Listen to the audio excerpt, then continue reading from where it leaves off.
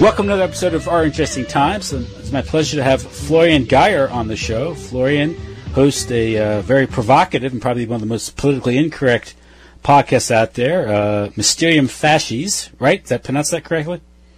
Yeah, that's correct. On the ball. Mysterium Fasces. So, Florian, thanks for coming on the show.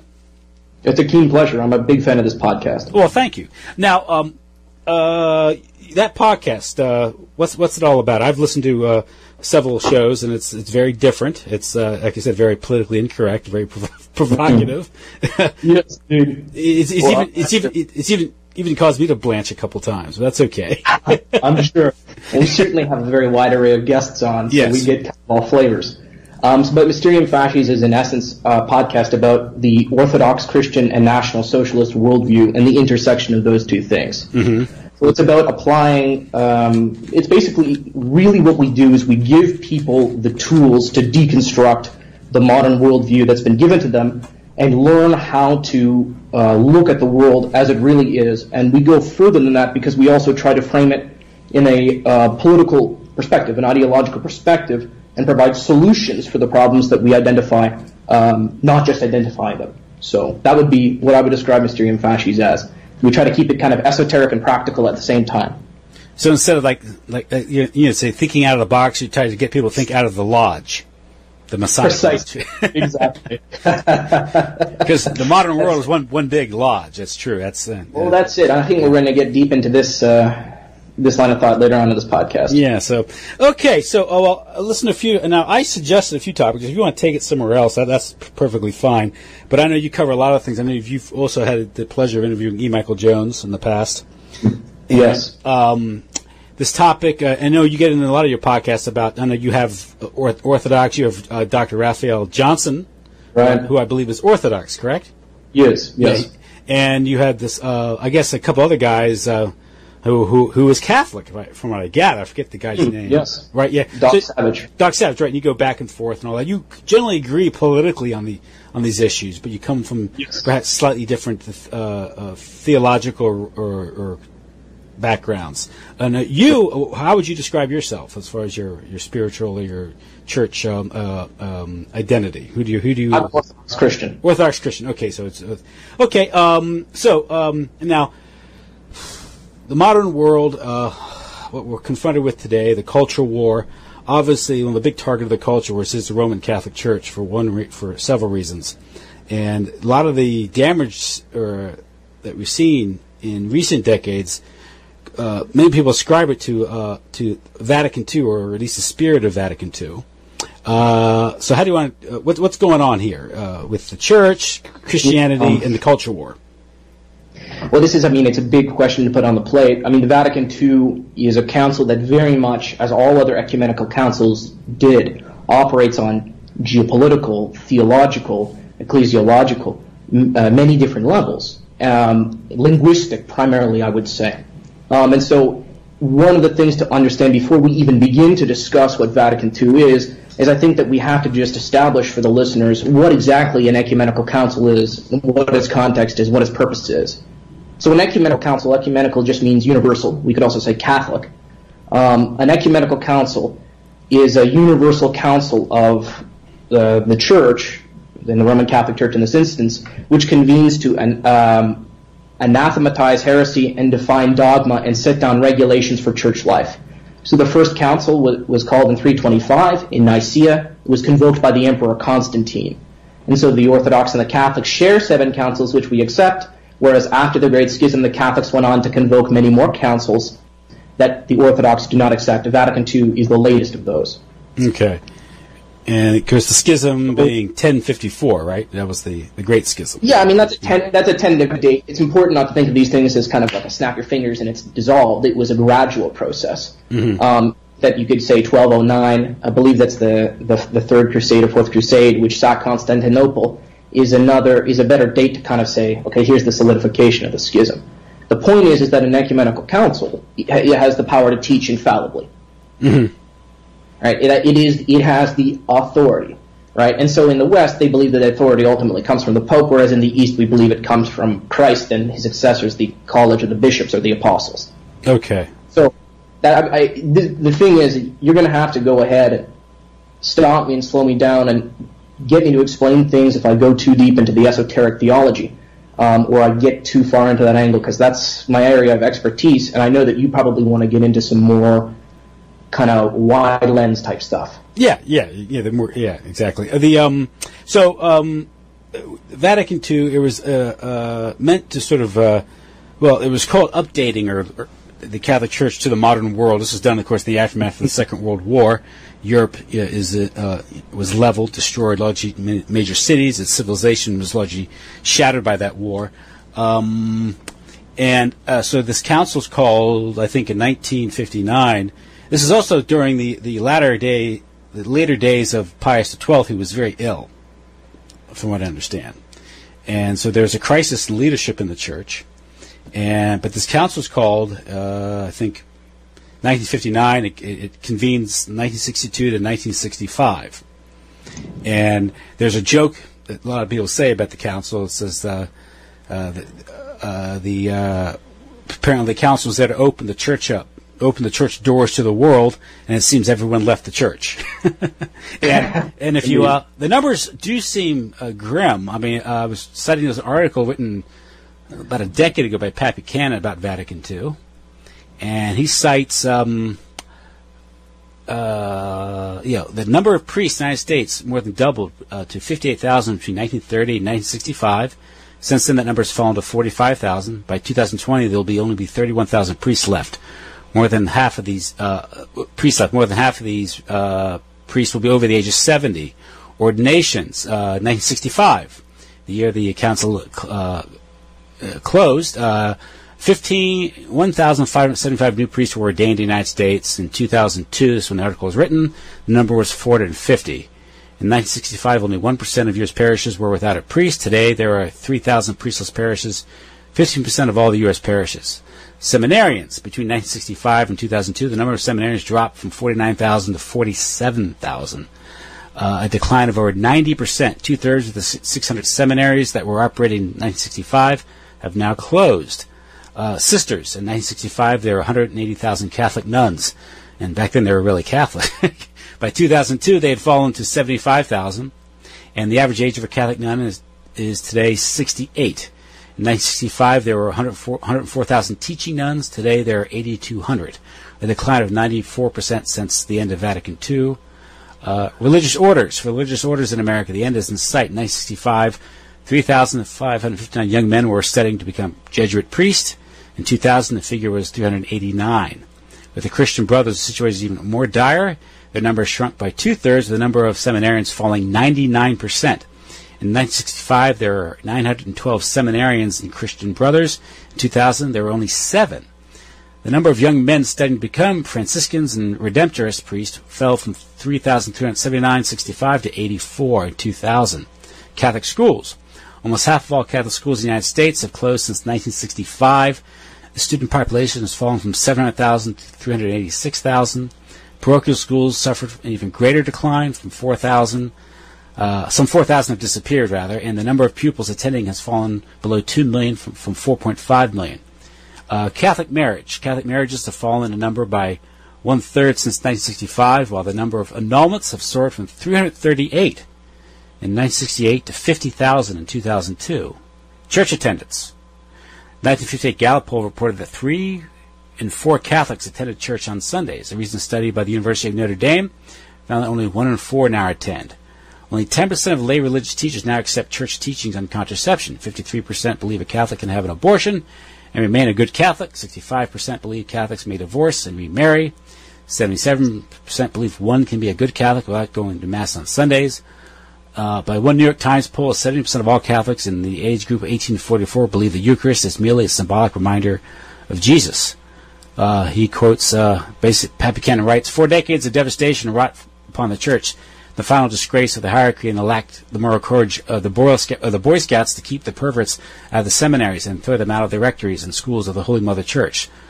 Through the papacy of Pius XII, the Church resisted the clamor to accommodate itself to the world and remained a moral beacon to mankind. Since Vatican II, the Church has sought to become to meet the world halfway. So, pretty grim. Mean statistics, certainly. Yes. sorry for that long, list there, but I thought it would be relevant. Well, if you've never heard it before, that's kind of the square of the situation. Yeah. So, the bitter fruit of Vatican II. Now,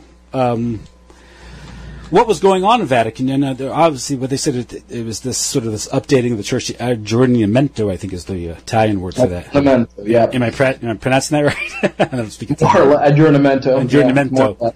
Yeah, but I think you and I are both aware that there's a lot of intrigue going on at the time. This is the Cold War. You want to? I think David Wemhoff and E. Michael Jones have written a lot about the intrigues of both the CIA trying to infiltrate and manipulate the church for their purposes during the Cold War, preaching the doctrine of Americanism through their agent John Courtney Murray, and also Benai Brith had an agent there as well, Malachi Martin. So, what about that? Well, yeah, I think that you touch on the heart of it. I mean, basically, the thing with Vatican II is that ultimately it was the result of several different factions and special interests within the Vatican itself. And so the thing is that it's not like it came out of nowhere. Popes had been warning, even for like 100 years before, we had Pope Pius X warning about the dangers of modernism and these heretics. And even Pius XI and so on, they speak of basically almost right on the money what the Novus Ordo kind of Catholic would be. Novus Ordo means new, right? New order. This kind of spirit of Vatican II.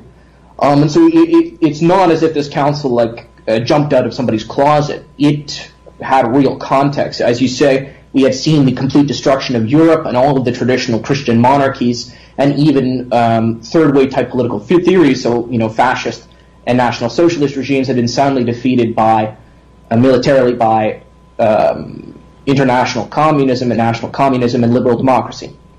And so the Catholic Church, which was left in a position where it had no regimes that were friendly to it, and it sabotaged those that were. For instance, Salazar and Franco.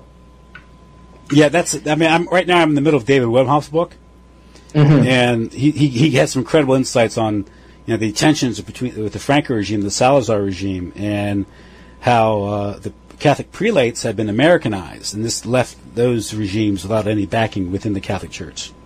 Absolutely, and that's precisely what had occurred, and I think you should put your finger right on the money, is that essentially what occurred is that the Catholic Church, the Catholic prelates and hierarchy were Americanized. And so in short, that means that they adopted a Freemasonic way of thinking. They became relativists, they became modernists, they became nominalists. They did not have a worldview that was fundamentally based on the idea of eternal truth, this sort of thing, of the real penetration of the grace of God into the earth, not just something vapid and empty, but an actual living God. So they had lost that, and I think that's obviously where the apostasy comes from. I mean, before we talk about the intrigue or the secret societies, it's just because they had lost their faith. Yeah. And this was again, this is the primary mission of John Courtney Murray, who is the American proposition doctrine. This idea that the American political system was ideal; it was the best system, and this is the separation of church and state, which traditionally, at least the church had treated that system as sort of a necessary evil, or sort of just a pragmatic relationship they have with this system. They acknowledged that the relatively liberal society in America had allowed Catholics to do relatively well and prosper, and also practice their faith freely. But it also what it said was that the religion itself is completely separate from government, which was completely at that time was anathema to Catholic doctrine. Correct? Absolutely, and it's contrary to all of the teaching of 2,000 years of Christian tradition. Mm-hmm. And I would say going back into the to Abraham, in the Testament and so on. It's yeah, exactly. And I mean, that's just to kind of plug myself a little bit. That's why with Mysterium Fasces it's religious and political, because you can't draw a separation between your religious values about how you think the worldview is structured and the implementation of that in the political sphere.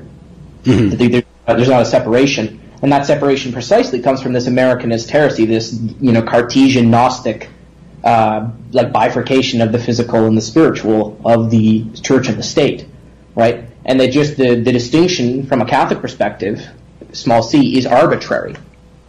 Why is the state different than any other area of life? Is it not a moral issue? Yes, yes. Now, with this doctrine of separation of church and state, John Curtin Murray's job was to try to reconcile that with Catholic doctrine. He had his critics at the time, of course, the traditionalists, or I guess you could, but on his side, of course, he wasn't just some Jesuit priest writing from his university or college. He had the full backing of the American establishment, the WASP establishment at the time, Henry Luce and Time Life, and also who was Henry Luce and Time Life, of course, is Skull and Bones. He's the same, sort of comes from the same group that creates the CIA and foments the Cold War, creates the Cold War. And John Curtin Murray's job is to go into the Vatican and undermine this doctrine, spread Americanism, and this was this doctrinal warfare which the CIA created, I believe, in the early 50s under the charge of C.D. Jackson. And I guess the idea was if you change the cultures of these countries, economically, their religious affiliation, they'll line up on their side of the Cold War and go against Russia. And also, I think at the time, John Curtin Murray argued that the only threat to American liberty was presented by the Soviet Union, to religious liberty, which of course we know isn't true. So he's there to create that Cold War dialectic. Precisely. Yeah. And so, I think that honestly, what was the outcome of Vatican II? The outcome of Vatican II was the shattering of the moral and political authority of the Pope of Rome. And so what it allowed the Western liberal establishment, and I mean, I guess you could say the communists, but there's not a hard distinction between those two groups of elites. What it allowed them to do is it removed any moral legitimacy behind Catholic legitimist regimes. So, in a sense, this had the same effect as the death of the Ottoman Empire and the shattering of the Caliphate. It meant that there was no longer any integral, unified, coherent Christian force, political entity in the Occident. And there was, because they shattered the spiritual authority and had the Pope himself, and by the Council, rebuke that very traditional European Christian administrative style, they combined with, of course, as we saw, the scandals of homosexuality, it totally destroyed the moral authority of the Pope to the point that Francis doesn't even believe in Vatican II. Mm-hmm. I mean, that's a factual state. He does not believe in Vatican II. Benedict, in my opinion, is an arch Vatican II Pope. He epitomizes Vatican II. And so that is, in my opinion, what the big picture is. And I think that you asked the question, is this basically alchemy? Absolutely. Absolutely, that is what it is. And the alchemy is not so much political. I think that that's kind of a far away, but it's linguistic. The council was described precisely as a language event. It was unique among all of the other ecumenical councils because supposedly it did not define any new dogma or anathematize, condemn any heresy. And so this never happened. Every other ecumenical council has done this. Now, what I would argue is that they actually did do this, but they did this by changing the language. And what I say when I mean language is not just the words of the Mass or something like this, but I mean the whole way of communicating, the entire culture and spirituality, the essence of communication, everything that goes into it, right? Dress, color, tradition, ceremony, inflection, and all of this. They destroyed that. And that was a huge stumbling block for their own dominance, their language dominance, their propaganda dominance in the Occident and in the world. Yeah, well, language is a primary weapon in psychological warfare. So it's not surprising that the language would be changed. Defenders of Vatican II say that to lay this all at the feet of Vatican II isn't really fair because Vatican II should be interpreted in what they say in the light of tradition, and it can't be blamed that people have come along and have purposely misinterpreted it. The argument put forth by David Wemhoff and also Michael Jones is what happened was it wasn't so much the innovators, the heretics at Vatican II were defeated. But the interpretation of it is what mattered. It's almost like the Constitutional Convention. Jefferson and the Virginians were technically one, but the subsequent interpretation of the Constitution were by the Federalists, and so the rest is history. In Vatican II, people like I said, John Courtney Murray, you had Time Life went in there. They controlled the news. They controlled the communications and mass communication. So they were able to put a spin on Vatican II, which was able to use it to its purposes. What do you say to that argument? I have great respect for Dr. Jones, but I disagree cordially because I don't think that there's a difference. I think that that's actually nominalist. What they've done is they've separated the words from the referent. Mm-hmm. In matters of religion, there is no distinction between the actual product of a council, what the word that you believe, and their interpretation and the authority. They all come together or they mean nothing. And so the council only means what it's interpreted to mean. Mm-hmm. Right? And that's the whole point of having all of the fathers there of the council, is that they can say the doctrine and then they can give you the direct interpretation, right, in a comprehensive matter right there. And everybody's on the same page, and then everybody goes back to their respective parts of the world and everybody knows what the deal is. Is it naivete, though, on the part of the bishops there in Rome? Absolutely not. So it's more treacherous, what you say. Okay. Oh, absolutely. It was seditious to its core. I mean, like here, I'll just go at it like this. I mean, let's look at the figure of Cardinal Annibale Bugnini. Okay? So now Bugnini, confirmed Freemason, very likely a member of the OTO, Order Templi Orientalis. For those of you who don't know, what they do is they do the Gnostic Mass of Aleister Crowley. You can't be a Mason and be a Catholic? That's impossible. You can't be no, you can't. There you go. Well, no, that's not true, because my grandfather was a Freemason and he told me he knew Catholic priests in the Masonic Lodge. Well, yeah, we'll get into the Masonic infiltration, I think, is at the heart of the matter here. But go ahead, I'm sorry. Right, so I think that taking the example of Bugnini is a great example, because Bugnini was the one who headed the liturgical committee that produced the new missal. People don't actually know this, okay, but the new missal was not part of Vatican II. This is to say the Novus Ordo liturgy. This was produced after, okay, and this is the biggest problem. This is the biggest thing.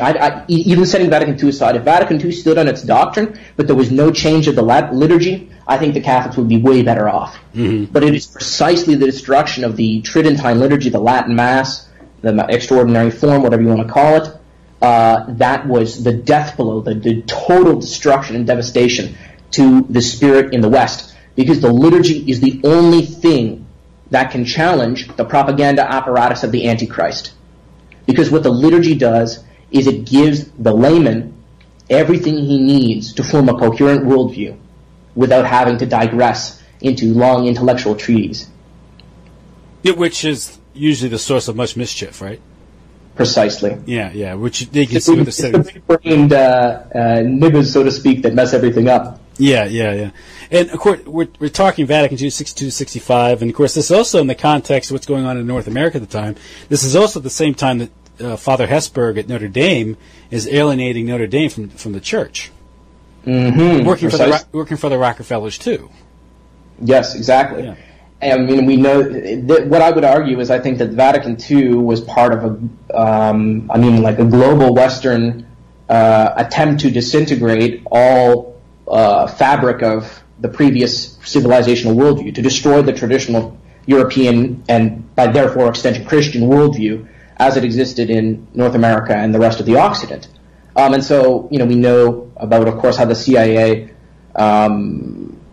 basically orchestrated the Cultural Revolution in the United States, the rise of psychedelic rock, the proliferation of LSD, mm-hmm. and so on, rebellion against the piety of their parents. Then it's not some sort of, of course, I think it's an integrated front, is my point. That's interesting because John Courtney Murray apparently took LSD with Claire Booth Luce.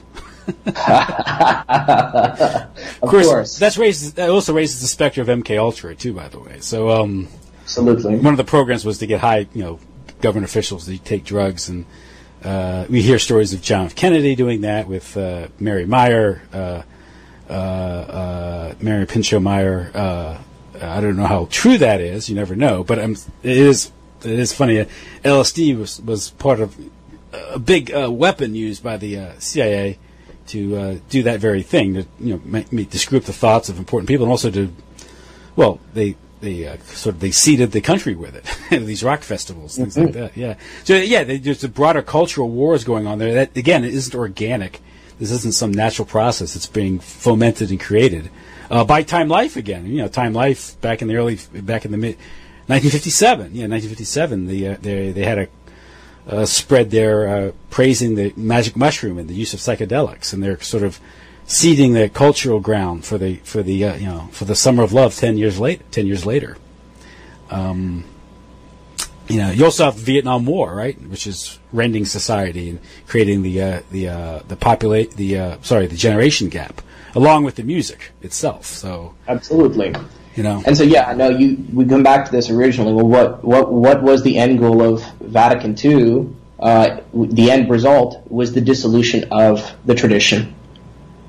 Mm-hmm. Is the rendering of, if we want to use alchemical terms, it's the rendering of the gold rule into quicksilver that can then be molded into a form of the master's choosing.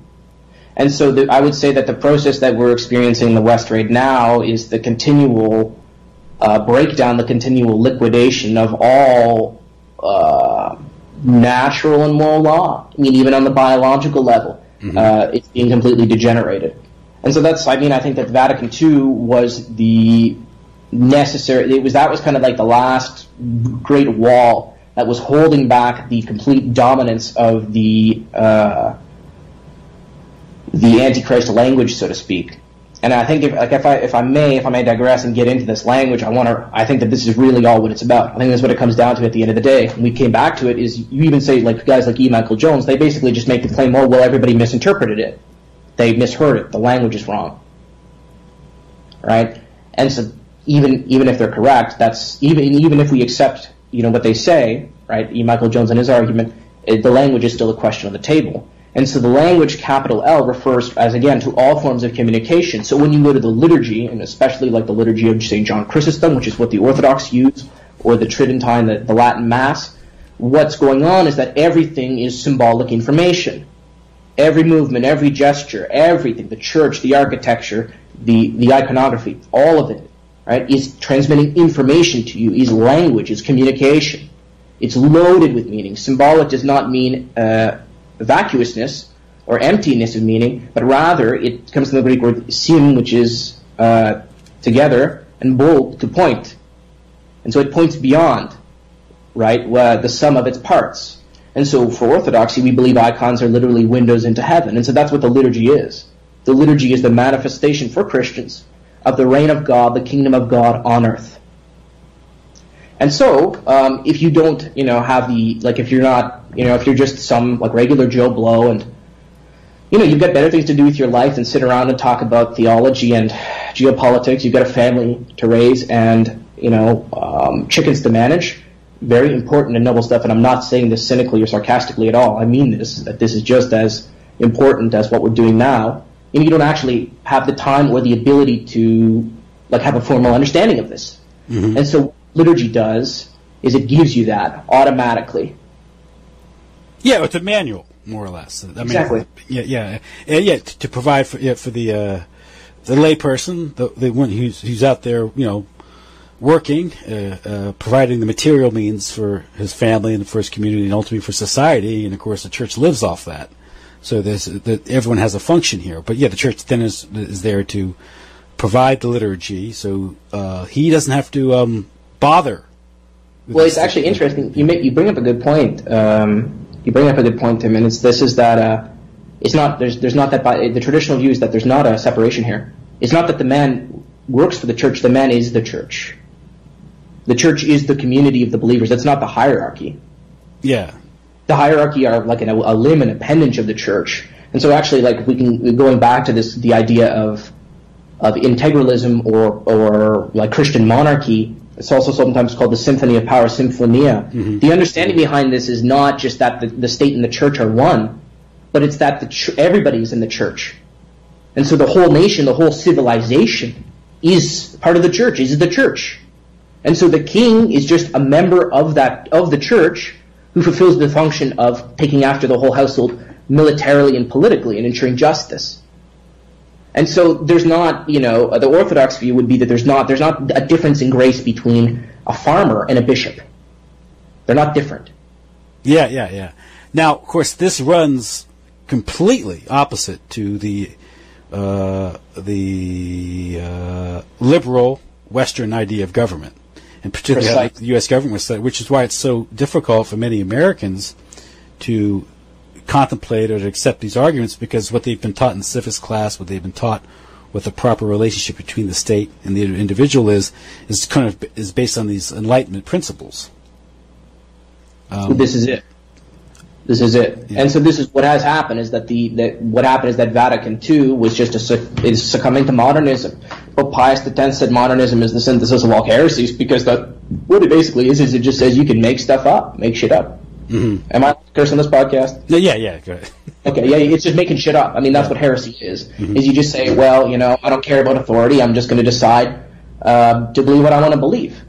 And this is the mentality. Most Catholics just ask, well, you know that if you don't go to church on Sunday, you're in mortal sin and you're going to go to hell when you die, right? And they'll just say, well, they don't care. They don't care. And that's what I mean is that the biggest problem with the Catholic Church today, it's not serious.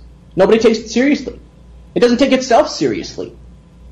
And once that unseriousness sets in, who cares? Mm-hmm. Yes. Literally.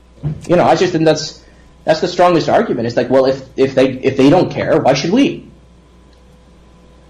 Well, you mentioned the whole idea of smashing, this sort of debasement that goes with this alchemy, and alchemy is always a form of debasement because it's trying to more or less create something out of thin air, and you can't do that. Only God can do that, right? So alchemy, whether obviously if you can turn base metal into gold no longer becomes precious, and you debase everything. But the same time that they're engaging in this sort of this alchemical process, they're debasing society because they're tearing down. They want to destroy these institutions or these traditions, which provide for the common man his spiritual needs, give him a worldview. They reveal truth to him and these things, and so it's interesting that during this period of time, if you look at the economy, it's being debased from reality as well, right? Indeed. I mean, there's a connection here, right? I mean, this isn't just a coincidence. No, and if we go to Michael Hoffman, who have been the Vatican banker since the 18th century. Yes. The Rothschilds. The Rothschilds, yes. Precisely. Yeah. Right. And so yes, and there's a tight connection here between fiat currency and the Vatican, and I think Michael Jones said it best: is usury and sodomy, right? And because what do both of those do? It is death under the appearance of fruitfulness. Yes. And that's precisely the Second Vatican Council, and the Pope would later go on to admit it himself that the smoke of Satan entered the Church. The Second Vatican Council, as Father Raphael Johnson would say, has embraced nominalism. They embrace a language which no longer means what they say. They don't take themselves seriously. And nominalism is the ontology of death. Because what it means, nothing is real. If everything can be debased, if everything can be alchemically shifted from one place to another, there's no fixed nature to anything, but rather the only nature is that which the alchemist imparts upon it by his understanding of the substrate rules and laws of nature, then nothing's fixed. Nothing matters. It's just nihilism. There's no unmovable object. There's no unmoved mover. It's just the alchemist and his mastery, his knowledge, his wizardry. Which I think takes us back, to the British, right? Oh yeah, that's what I would say. You want to talk about John Dee? Well, John Dee, or Newton for that matter, was an alchemist as well, from what I understand. And of course, his idea was talking about debasement. His idea was sort of this rejection of the teleological universe in favor of sort of a mechanistic universe without any meaning, and how physics it's all inertia, and yeah, exactly. And it's so that his application economics, where the Newtonian world would apply this philosophy to the economic field, which would prior to that economics had been primarily a moral philosophy, and it was Adam Smith who systematized this thought, and which became the rationalization for the English world and the British Empire, which is largely a Freemasonic project. Absolutely. And so, yeah, I mean, what you can essentially look at this is the terminal of the long war of the British Empire against the Pope of Rome that you could say started in the Protestant Reformation. But rather, it'd be a mistake to interpret this as a religious matter, but rather it's one of power. Mm-hmm. It's that the Pope of Rome, in his own right, was essentially an emperor. And I would say you could see he made himself a super emperor because he could crown and uncrown emperors, and did. And so this was why the Pope was so dangerous, is because unlike the patriarchs in the East, not only was he a religious authority, he quite literally was a political authority. And the Catholics have all sorts of infallible papal bulls from back in the day saying that it's the Pope's sovereign right to crown and uncrown and dismiss and appoint any leader in Christendom. And so this is precisely what the Protestant rebellion, which we've come up on the 500th anniversary of, I think this last week, was about. It was basically a power grab by German princes who were pissed at the Pope. And that's what it was in England. It came down to power and money. And of course there was legitimate grievances, and of course there was bad things going on. And because I'm an Orthodox Christian, I mean, I believe that there was genuine error and heresy being taught by the Catholic Church in those areas of the world. I mean, but at the end of the day, we can see that the terminal of these princely imperial ambitions morphed into international finance capitalism, neoconservatism. This kind of it's just gay shit, frankly. It's not particularly inspiring or cool. At least our enemies back in the day had snazzy uniforms. Now we just have training soldiers, right? Well, it's interesting that the Protestant Reformation 1517, the opening of the Lodge 1717, the Balfour Declaration 1917. Protection. Now, yeah, I mean, of course, with the British, you have also this strange. Well, it's not so strange if you understand it, but I think it's curious I think if you're looking at it from a mainstream point of view, is this British philo-Semitism. And if you understand that, going way back to even to the days of what's his name? Cromwell. He had the financial backing of wealthy Jews in the Netherlands. Well, not just Cromwell, William the Bastard. Mm-hmm. His capital at Caen was a quarter Jewish. Mm-hmm. And when he invaded England, he not only brought all sorts of Jewish merchants and financiers, but he actually brought his own ecclesial hierarchy. He replaced all of the bishops in England at the time. This is the Norman conquest? Yes. That's right, and then I guess that's Ed is the one who kicked them out. Uh-huh. And that's 1217 or something? Yeah, I believe 1230? Something. Yeah. Yeah. And, of course, Cromwell, he had promised to bring them back. And yeah, we have his letters, basically, that he wrote to these wealthy, Dutch Jews, where basically he says, if you, in exchange for your support, I'll let you back into the country and let you do business. And I guess the origin of those Jews, did they leave Spain? Yep. They were mostly Sephardic Jews that had fled Spain after Isabella and Ferdinand expelled them. And so they basically went in three different directions. One big group of them went to the New World and became the crypto conversos of the Bahamas and the South and North America.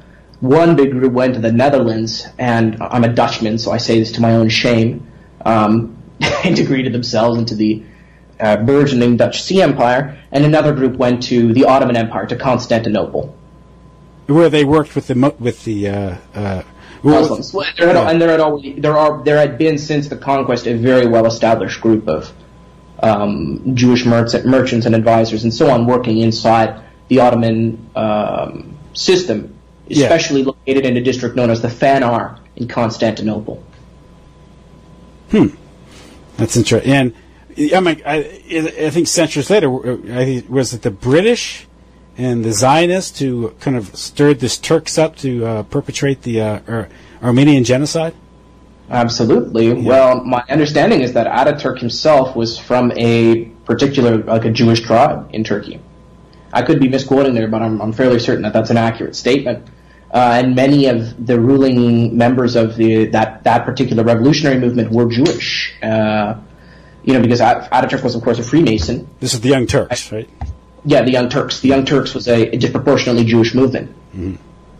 Right, and of course Ataturk was a Freemason, right, and his goal was to basically do to the Muslim world what had been done to the Catholic world in Vatican II, is he destroyed the office of the Caliphate, which is a Caesaro-papal, imperial emperor pope position for the Muslims, the Sunni Muslims.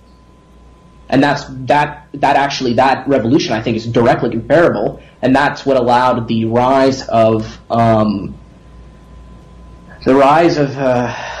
this kind of fragmented fourth generation warfare, Muslim entities and various legitimate princely kingdoms that kept the Arab world fragmented, easy to control, and pliant with Western money.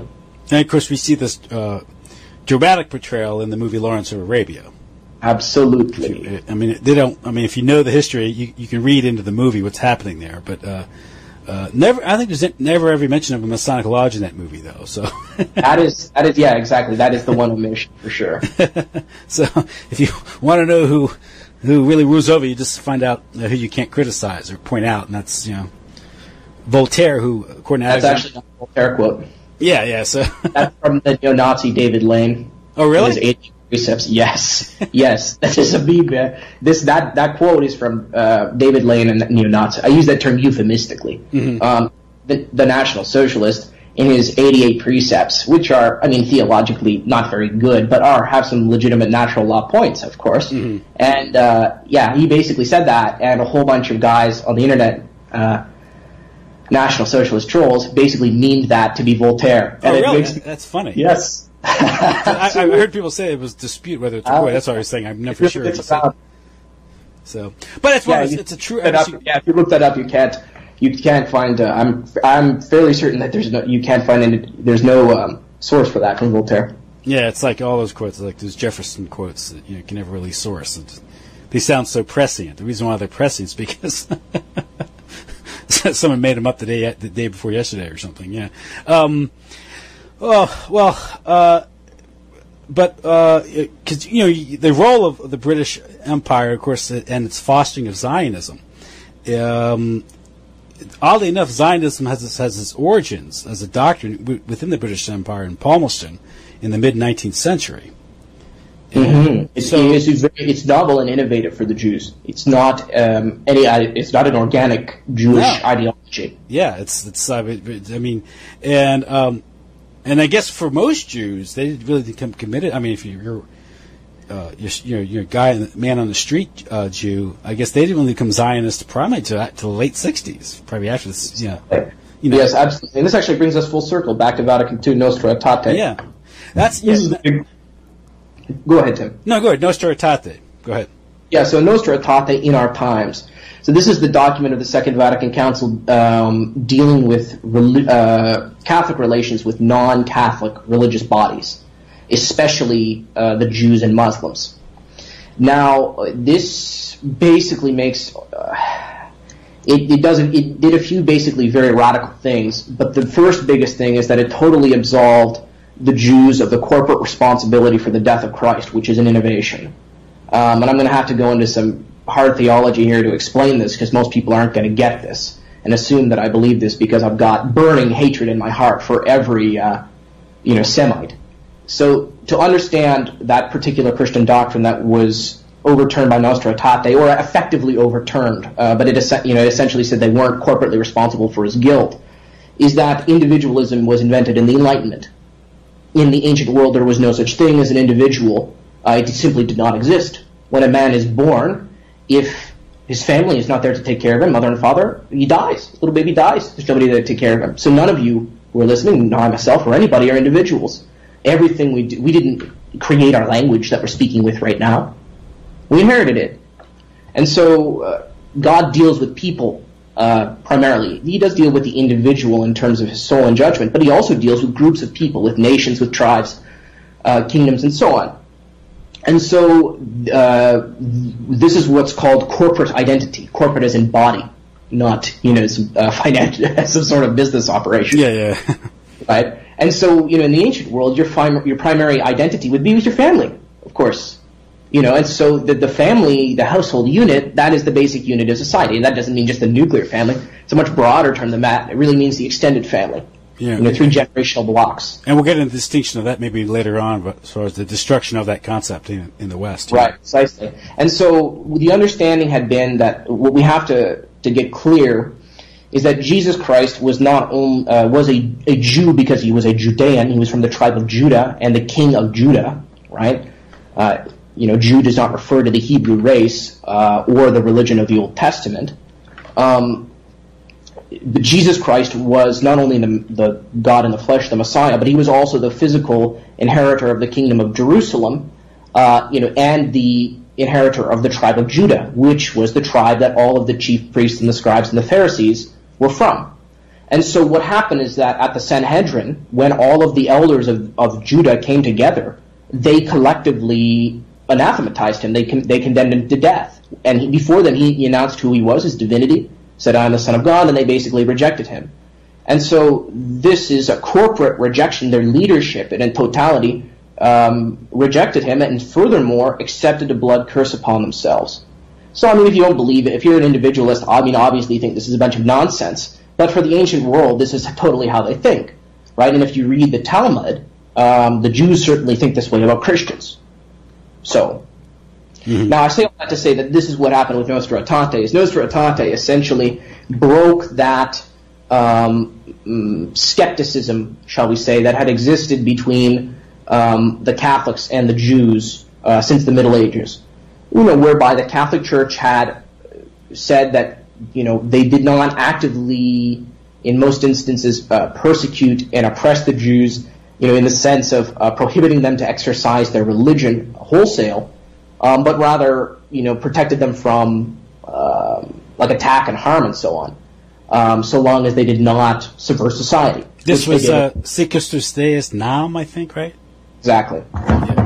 Yeah. Exactly. The Jew should be left unmolested, but the Jew cannot corrupt the society's morals. Precisely, and that was the guiding principle. Oh. And so this changed that essentially. It just did it with that concept. And so what it did is it basically legitimized the Jewish influence on the church and the collaboration between the Roman Catholic Curia, the Roman Catholic hierarchy, and the forces of organized Jewry. Which does exist. Yeah, it does. Call it Zionism if that makes you feel better, right? But just like, the Jews are not the only bad boys out there, but they're one of the most powerful. Going back to that funny Voltaire quote. No, I think it's matter ironic that someone will voice skepticism or criticize some aspect of Jewish power, policy, whatever, then they'll they'll be condemned by the ADL, which is for acknowledging Jewish power, which again itself is a creature of Jewish power. Yeah, exactly. Right. It's quite ridiculous. Well, the thing is that an anti-Semite used to be somebody who doesn't like Jews. Now it's someone Jews don't like. Mm-hmm. So. Yeah. And so that's what I would say it did, is it removed that barrier against Jewish organized influence. Which is what it is. It's just corporate influence, essentially. It's, Jews see themselves as a big family, and so and they don't have a modern mindset. Okay, and so they operate as if they are one big extended family for their own mutual benefit, to the disadvantage of people who are not in their family, which is how everybody in the ancient world rocked and rolled. And the Jews are just exceptionally good at doing that in a nomadic way. But you'd say the host society, the previous what we call Christian society that hosted them, they've been subsequently, through Judeo-Masonic tactics, have been effectively atomized. Indeed. So and that's precisely what happens, is that it makes them all like Jews. Yeah, and this goes back to this idea of Judaizing or Judaicizing, how Protestants tend to do this because Judaizing here. Because they rely on the Old Testament so much. I mean, even more than that. You make it go. It's not that they rely on the Old Testament so much. It's that Martin Luther went to the rabbis to have them translate the Old Testament for him. Oh, okay. Consider the source, yeah. Yes, indeed. And it was after that Martin Luther had been burned by the rabbis that he wrote his infamous book on the Jews and their lies. But he was very friendly with them beforehand. And they were the ones who convinced him to drop the 7 books of the Deuterocanon, because they said, we don't have them, so you shouldn't either. And so, precisely, I think it's not a matter of the Old Testament. It's an anachronistic application of the Old Testament to the New Testament. Mm-hmm. The Orthodox understanding is that it's like the Old Testament is not any less scripture, or any less valid, or any less enforced. It's just that, the religion of Moses and the political kingdom of Israel was destroyed with the destruction of the Second Temple. And so, a lot of the formal, law and governance in the Old Testament is designed for that specific institution. Yeah. And now that we're living in the New Testament, the New Covenant, it's not a legalistic framework. It's one of relationship. It's one of spirit between a father and his son, because we believe that in baptism we are become adopted sons of God. And so it's not a legalistic set of rules. It's not some sort of, autistic AI in the sky karmic, registrar. It's a relationship between the living God and his creatures. Mm-hmm. Now, from the standpoint of the Jewish community, the Jews, of course, post-Temple Judaism is called Talmudic Judaism. Or Rabbinic Judaism. Rabbinical Judaism. And this, of course, the Talmud itself is a 30,000 volumes of 30,000 pages, something like that. Of rabbinical debates getting into. Yeah, let's discuss. So what the Talmud. So to understand what rabbinical Judaism is that after the destruction of the kingdom of Judah by the Babylonians, the synagogue, and they were dispersed to the ends of the earth. The synagogue system was set up for the diaspora community so that they could come together and keep the law of Moses and retain their religious identity in pagan lands, mm-hmm. And their ethnic identity as well. And so what happened was that there was different sort of sects that were competing in the time of Christ, and we read about them in the Gospels, the Sadducees and the Pharisees and the Zealots and so on. And basically what happened is at the destruction of Jerusalem, everybody was killed except for one particular Pharisee who managed to smuggle himself out of the city in a basket. And he went to Titus Flavius, the general and later Roman emperor, and asked his permission to open a debating school. And from this debating school, the Pharisees, before the rebellion of Bar Kokhba in 130 and 129 AD, basically laid down the foundations of how they were going to continue the traditions of their fathers after the destruction of the Second Temple. So what they did is they codified the Mishnah. That's the oral law. So that was their oral traditions which they had received from their Pharisaic forefathers, which they asserted were orally passed down by Moses. Now, they also codified the commentary on the oral law. Okay? And those 2 volumes, the commentary and the oral law, form the Talmud. And the Talmud is the interpretive key to unlock the Torah. And it gets deeper because they also assert that there's an esoteric tradition that comes down from Moses and Solomon, and that's contained within the Zohar. Now, this is a much later the Kabbalistic works, of which the Zohar is the primary document, is more of a medieval thing, but that was the spin, the innovation. And so it's important to understand that when we're talking, it's just anthropologically correct to say, sociologically correct, that the religion of the Old Testament is not the religion that the Jews practice today. The religion of Moses was founded upon 3 very important things. 1, physical worship around the tabernacle or the temple in Jerusalem. 2, the Levitical priesthood, sanctified priesthood. And 3, sacrifices to God, blood sacrifices. With the destruction of the Second Temple, all 3 of those ceased, because the Ark of the Covenant had been lost after the destruction of the first, then the second physical temple had been lost, and the temple also held all of the genealogical records of the people of Israel. And so nobody could prove the Levites were just descendants of a certain tribe, the tribe of Levi, and they were the priests. And so nobody could prove if they were Levites. And only Levites can be priests. And if you're a Levite and you try to be a priest, God reaches out and like spites you, right, and so on. Mm-hmm. So they can't determine that, and of course there's no more burnt sacrifices. I mean, I guess they sometimes hex chickens, but that's hardly like a liturgical Holocaust God. And so and it's just important to understand that context, because like if you don't actually know this about Jewish theology and Jewish religiosity and so on, like it's not going to make any sense. And the shift of Vatican II is you're not going to understand what happened.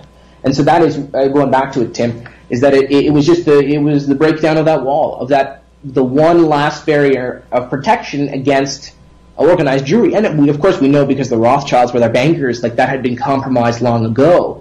But this was the formal destruction of Jericho, so to speak. Mm-hmm. Now, of course, the Talmud has a terrific impact on Jewish behavior, and also how people react to Jewish behavior. And this sets the